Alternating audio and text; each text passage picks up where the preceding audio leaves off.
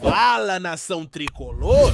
A movimentação nos bastidores do Fortaleza tá intensa, com reforços pintando no pice e saídas encaminhadas, enquanto a torcida já se prepara para mais uma decisão no Brasileirão. O duelo contra o Juventude no sábado, às 4 da tarde no PV, é daqueles de vida ou morte. O Leão ocupa a 17ª posição, dentro da zona de rebaixamento, e só a vitória interessa para respirar e tentar engatar uma reação. E tem promoção rolando, hein? Os ingressos estão com preço especial para encher o estádio e empurrar o time para cima do Juventude. Arquibancada azul ou amarela saindo por R$20 a meia e 40 a inteira. A laranja mais central custa 40 a meia e 80 a inteira. Já nas sociais são R$150 a meia e 300 a inteira. Quem quiser ficar no setor visitante, paga 50 a meia e 100 a inteira. Se for sócio, melhor ainda, porque já garante o lugar. Bora lotar o PVzinho de açúcar! Mas a grande novidade do momento é a chegada de Matheus Pereira. O nome vinha sendo especulado e agora está tudo certo. O meia, que já passou por clubes como Barcelona B, Juventus, Empoli, além de ter feito carreira recente no Eibar da 2ª divisão espanhola, assinou pré-contrato com o Fortaleza. Ele chega no meio do ano com contrato até junho de 2028. O cara tem rodagem, são mais de 100 jogos pelo Eibar, com 4 gols e 14 assistências, e uma versatilidade que agrada. Canhoto, pode jogar como primeiro, segundo ou terceiro homem do meio de campo. Pode não ser aquele jogador de números espetaculares, mas tem perfil de organização, visão de jogo e bom passe. Segundo os especialistas, não é tão intenso, mas tem inteligência tática e contribui com desarmes e construção ofensiva. A contratação é vista como uma oportunidade de mercado. Ele estava livre e com um salário acessível, o que se encaixa perfeitamente no que o clube procura nesse momento. Segundo informações, o Fortaleza vai pagar cerca de R$500 mil em luvas, parcelados com o salário mensal que será de R$200 mil.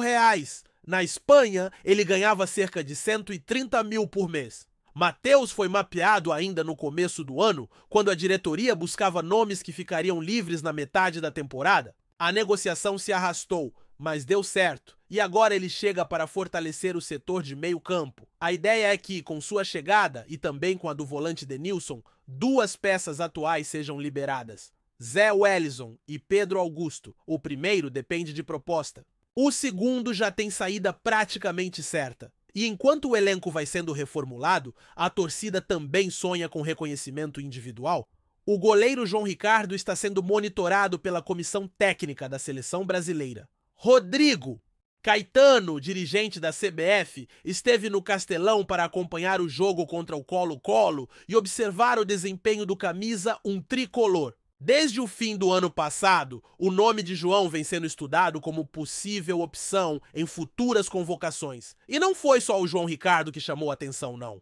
Gustavo Mancha, jovem promessa da base, fez mais uma partidaça. Já são 10 jogos pelo profissional e só 20 anos de idade. A comissão da seleção pode ter visto ali mais que um goleiro experiente. Pode ter encontrado um zagueiro promissor, com potencial até para ser chamado para a seleção sub-20. No mesmo jogo contra o Colo-Colo, o Fortaleza deu show. Goleada para cima do time chileno, com um desempenho que levantou a moral da galera. Depois do jogo, o técnico Juan Pablo Vojvoda explicou a estratégia. Ele falou sobre pressão alta, intensidade, compactação do bloco e domínio da zona de expressão.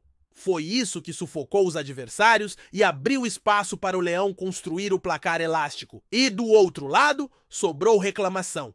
O volante. Vidal não poupou críticas às condições climáticas do Castelão. Segundo ele, o calor e a umidade foram infernais, a ponto de queimar por dentro com 20 minutos de jogo. Ainda que tenha reconhecido os erros do time chileno, não perdeu a chance de soltar aquele desabafo, deixando claro que jogar no Ceará não é para qualquer um. Agora, com a moral elevada e uma vitória gigante na conta, o desafio é manter o ritmo e transformar essa intensidade em resultados no Brasileirão. O elenco precisa virar a chave e mostrar em campo que essa sequência ruim pode ser coisa do passado. E falando em boas notícias, a base também tá brilhando. No Brasileirão Sub-20, o Fortaleza venceu o Cuiabá por 1 a 0, com golaço do meia-atacante Landerson, que vem chamando a atenção. O time é o terceiro colocado na tabela com 17 pontos e vai enfrentar o Vasco da Gama fora de casa na próxima rodada. É isso, galera. O momento é de reconstrução, ajustes no elenco e esperança renovada com novos nomes chegando. Matheus Pereira é uma aposta, sim, mas uma daquelas que pode dar muito certo. E enquanto isso, a torcida segue fazendo sua parte, empurrando o time, ocupando o estádio, compartilhando conteúdo e torcendo para que essa virada comece no sábado. No PV, com a chegada do meio do ano, o Fortaleza começa a definir seu elenco para o restante da temporada e sabe que não pode errar. A pressão por resultados no Campeonato Brasileiro é real e a zona de rebaixamento ameaça. Com a Série A cada vez mais equilibrada, qualquer deslize pode ser fatal, e o clube está buscando equilibrar a folha salarial, reforçar posições carentes e, ao mesmo tempo, atender às exigências do técnico Juan Pablo Vojvoda, que já deixou claro o que espera do seu grupo: entrega total, intensidade e obediência tática. É por isso que nomes como Matheus Pereira e Denilson chegam com a responsabilidade de dar nova vida ao setor de meio campo. E não é só a chegada que movimenta os bastidores. As saídas também mexem com o ambiente do PC. A possível negociação de Zé Wellison, que ainda tem contrato, mas desperta interesse no mercado nacional, pode abrir espaço para oxigenar o elenco. Já Pedro Augusto, que ainda não conseguiu se firmar com a camisa tricolor, deve mesmo sair. O Fortaleza tenta abrir espaço no elenco e aliviar a folha, se preparando para trazer ainda mais reforços pontuais na janela de transferências. O planejamento não é só para o Brasileirão, mas também pensando em competições como Copa Sul-Americana e Copa do Brasil, onde o Leão também busca protagonismo. A aposta em Matheus Pereira é um bom exemplo da estratégia da diretoria. Jogador experiente com passagem pela Europa e bagagem internacional, ele chega como uma aposta de mercado, mas com potencial para ser muito mais do que isso. Aos 27 anos, está no auge da forma física e mental, e segundo relatos da imprensa europeia, se destacou nos últimos anos no Eibar, mesmo sem atuar na elite. Por lá virou referência no meio de campo, com boa leitura de jogo, qualidade no passe e capacidade de organizar o time desde a base da jogada. No entanto, o torcedor do Fortaleza sabe que nem toda aposta dá certo. O histórico recente tem casos de jogadores que chegaram como promessas e não conseguiram render, como foi o caso de Luquinhas e Borrero. Por isso, existe uma certa cautela, mas também esperança de que dessa vez a contratação encaixe. Matheus Pereira é visto como um jogador técnico, mais cerebral do que físico, o que pode ser interessante num elenco que precisa de variação de estilo. A crítica especializada tem opiniões divididas, mas todos concordam que ele é um jogador de boa qualidade técnica.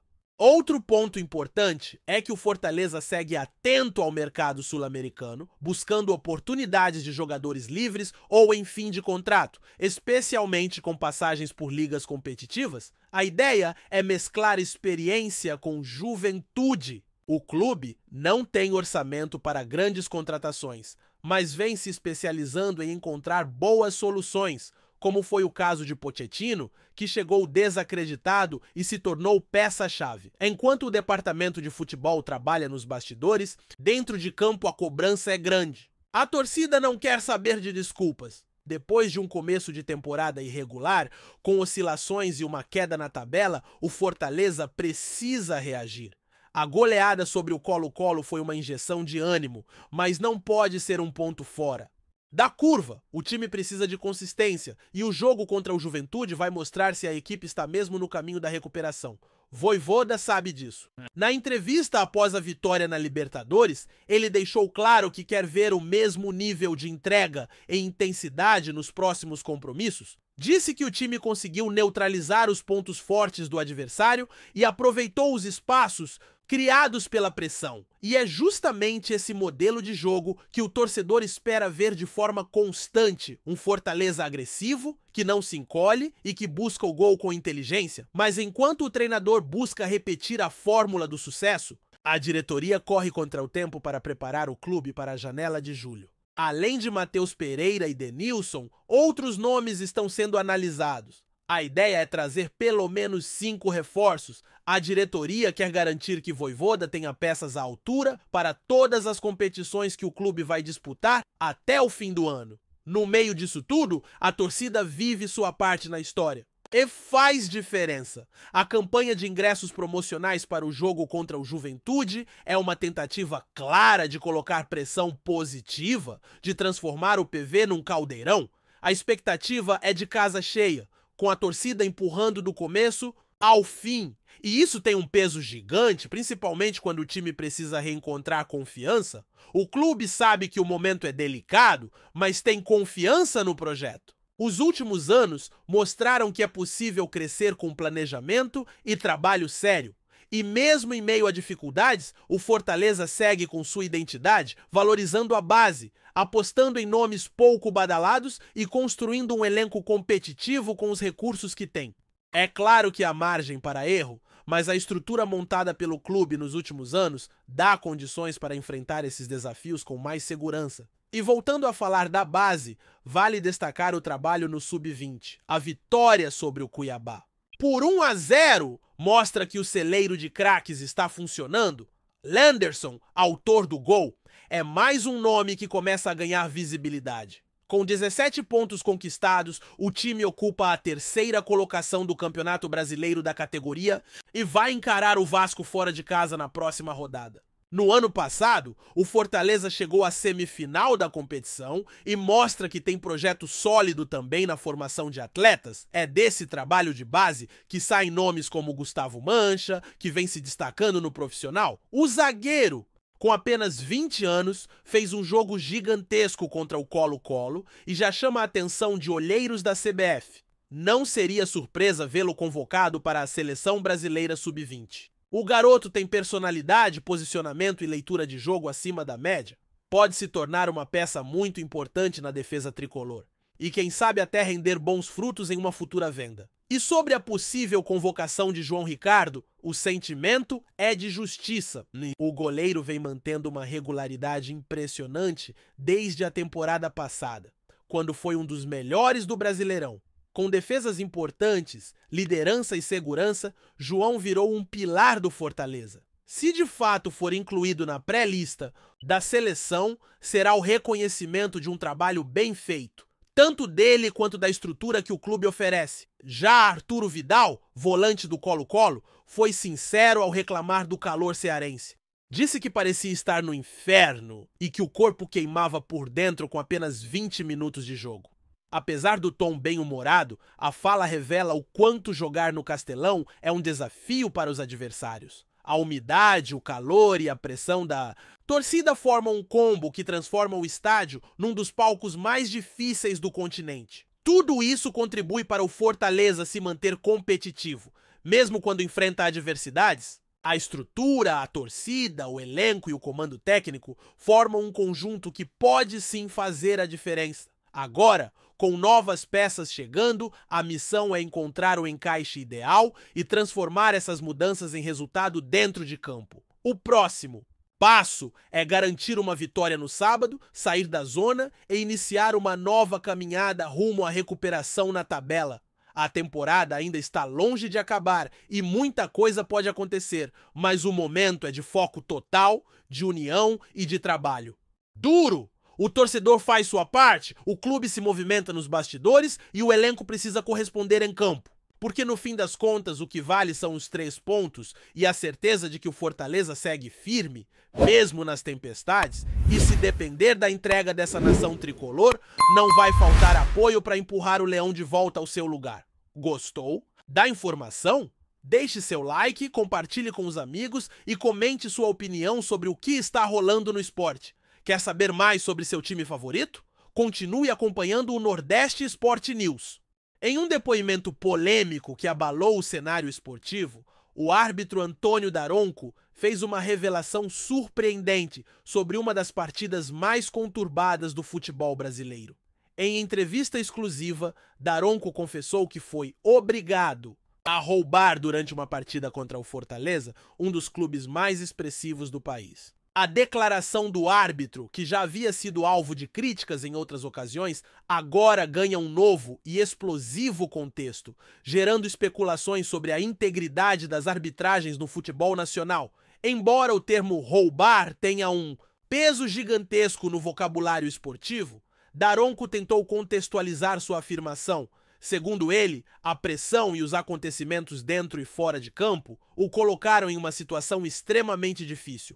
Não tive escolha! A pressão foi tão grande que, para manter a ordem e evitar um cenário ainda mais caótico, tomei decisões que não eram as ideais, revelou o árbitro. A revelação foi feita durante uma conversa franca, onde ele relatou os bastidores da partida e os fatores que influenciaram suas escolhas. A partida em questão ficou marcada por um ambiente tenso, com jogadas controversas, discussões acaloradas e uma série de erros de arbitragem que comprometeram o andamento do jogo. Para muitos, o episódio foi apenas mais uma prova de que o futebol brasileiro ainda convive com a falta de uma arbitragem justa e imparcial.